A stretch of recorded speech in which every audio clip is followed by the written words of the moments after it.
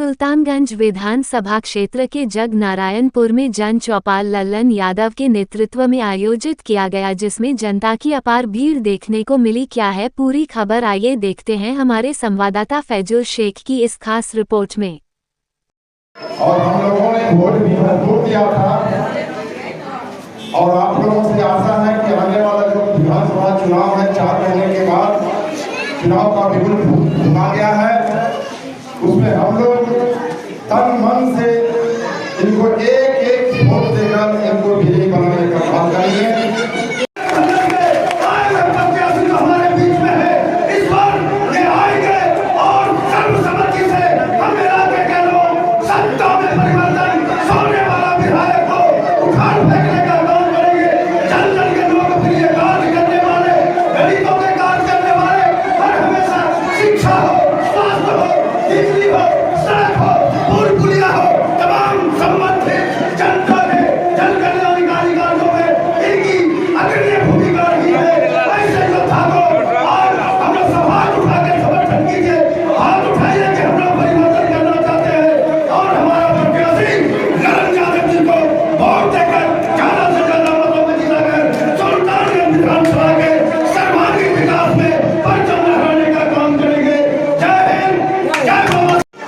मंच को संचालित करने वाले हमारे यहाँ के वरिष्ठ नेता मनोज भूषण जी हमारे साथ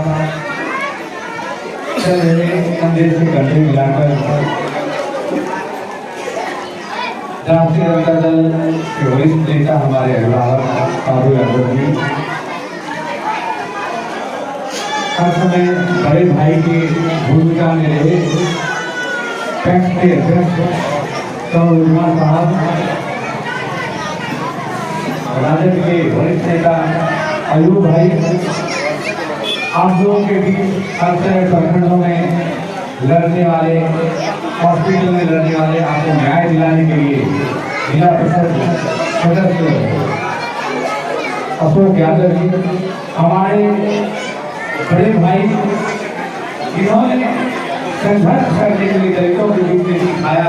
हमारे अनिलाम जी, जब मैं इंडिपेंडेंस के रूप में चुनाव लड़ा था तो उनका सहयोग और आशीर्वाद और प्राप्त हुआ।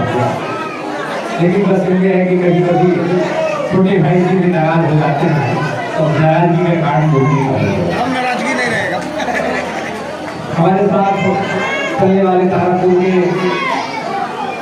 विधानसभा के प्रत्याशी संजय यादव जी, युवा कांग्रेस में संघर्ष करते हुए जिला कांग्रेस कमेटी के उपाध्यक्ष सारी खान साहब,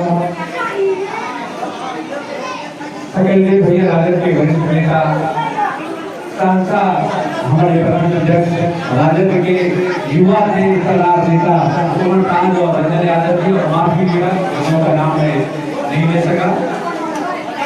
मुख्य रूप से मैं ये बताना चाहूँगा आपको कि डॉक्टर भीमराव अम्बेडकर ने जो सपना देखा और समाज के सपने को पूरा करने के लिए कहीं न कहीं लालू प्रसाद यादव जी और राहुल गांधी तेजस्वी यादव संकल्प किए। संकल्प के मतलब है अभी एक ठीका है हम लोग किसी तरह हम लोग समाज के लोग, दलित समाज, ज्यादा अगला पिछड़ा, जैसे लोग काम करें, हम लोग बच्चा पढ़े, स्कूल में जाए और जाके बड़ा अफसर बने। हर माँ की सपना रहती है कि हम लोग बच्चा पढ़े और डॉक्टर, इंजीनियर, जैसे स्कूल में टीचर बने। लेकिन की हुई है अवसर के समय पर दलित के नेता हुए थे और समझावे के जात पात, और हम जात पात में चली के अपना वोट देते और में अपने बीच में हमारे सर में कोई ऐसा दलित के लड़का होते थे कि गाड़ी लेने पैसा के और सब के माए बहन से ले जाके चल माए वहाँ वोट देना, चल माए वहाँ वोट देना और दोनों सबके वोट ढूंढ के लाके जाते। फिर वो 5 साल के बाद आएगा, बहुत रुपया की तरह आएगा देना बैठे गाँव की जाल से तोता ऐसे और चुनाव के समय से अभी 4-5 महीना समय है चुनाव का। आप लोग के साथ हर समय घूमने वाले अलीदास जी मेरे बड़े भाई ये जानते हैं कि 2015 से मैं संविधान और दलित समाज और गरीब पिछड़े समाज के अंतिम पायदान में अंतिम लोगों के लिए हर समय संघर्ष कर रहा हूं कि किसी तरह मेरी माँ बहनों को न्याय मिल सके। और ये 2500 रुपए का माँ बहन सम्मान योजना 2500 रुपया नहीं है। हम गैस सिलेंडर में दम आपका बंद कर रहे हैं। बिजली बिलों से जो बिल आवे थे ज्यादा 200 यूनिट तक बिजली बिल ले आज की सरकार जैसे दलित के नाम पे जो नेता थे नरेंद्र मोदी के साथ जाएंगे सबकी महंगाई थे महंगा सब्जी होटल थे, लेकिन आपका मेहनताना जो है आपका दिहाड़ी जो है आपकी जो मजदूरी है वो कर नहीं रहा है, लेकिन आटा का दाम चावल का दाम बिजली का दाम सबके बढ़ रहा है। एक बार समझना पड़ता कि हमारा साहब के पास नहीं जाना चाहिए ये समझा है। ध्यान रखो 4 महीने के बाद 3 महीने के बाद चुनाव है कोई यहाँ साथी के बेटा कोई बहन नंबर सबके पास कोई करके हम आएंगे। अगर आपको दिमाग में ये बातें भूल जाए कि हमको किसमें देना है, आपको बताना चाहता हूँ कि पहला कि आपको हाथ छाप पर ध्यान देना है।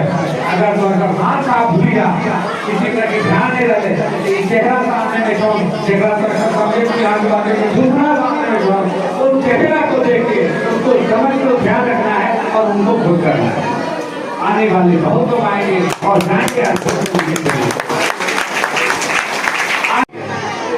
जिन्होंने हमें हक और हिस्सेदारी देने का काम किया। सुभाष भैया वरिष्ठ शिक्षक हैं, गांव-गांव में शिक्षा दिलवाने के लिए गांव-गांव प्रखंडों में घूमते हैं। ये भावना लेकर एक सरकारी सेवा में है, लेकिन अंदर की भावना है कि दलित समाज और समाज के पिछड़े लोग पढ़े लिखे और गांव में बड़े अवसर मिल रहा है। इसलिए हम अपनी मां बहन से आग्रह करेंगे उनके बहकावे में नहीं आइए। जो लालू प्रसाद यादव ने भीमराव अम्बेडकर का सपना देखा है, जो राहुल गांधी के सपना जो देखा है, जो तेजस्वी यादव के सपना देखा है, उस सपना को वोट की जोत पर यानी वोट को देकर हम संघर्ष करके तेजस्वी यादव की सरकार को लाएं और अपने सपनों को साकार करें। भटकिएगा नहीं, ध्यान दीजिएगा। आने वाले 4 महीनों में चुनाव है, आपको हाथ छाप पे वोट देना है। और किसी तरह की दिक्कत और तकलीफ हो तो हमारे भाई मनोज रंजन साहब में हैं, अशोक यादव जी तो सब सर्व दिखते हैं, हर समय प्रखंड अस्पतालों में लड़ते हैं। हमारे दास साहब हैं, इनके माध्यम से हमें संदेश पहुंचे और हम चाहते हैं कि आपके साथ हर एक माध्यम में संघर्ष करके आपको न्याय दिलाने का काम करूं। शाम हो रहा है और कभी चूल्हा जलाना से घर में काम है, इसलिए ज्यादा हम समय देते हैं। आप लोगों को बहुत बहुत धन्यवाद और मेरा प्रणाम। तो आज जन चौपाल लगा था, क्या कहेंगे, कितना जनता का प्रतिसाद मिल रहा है? देखिए, देश की आज़ादी के बाद डॉक्टर भीमराव अम्बेडकर ने संविधान में जो दलित समाज को अधिकार दिया, सत्ता आई किसी की भी, सरकार किसी की आई, लेकिन उन्हें न्याय नहीं मिला। आज दिल में बड़े दुखी हुई कि जब यहाँ हम आए तो यहाँ पीने के पानी का अभाव है।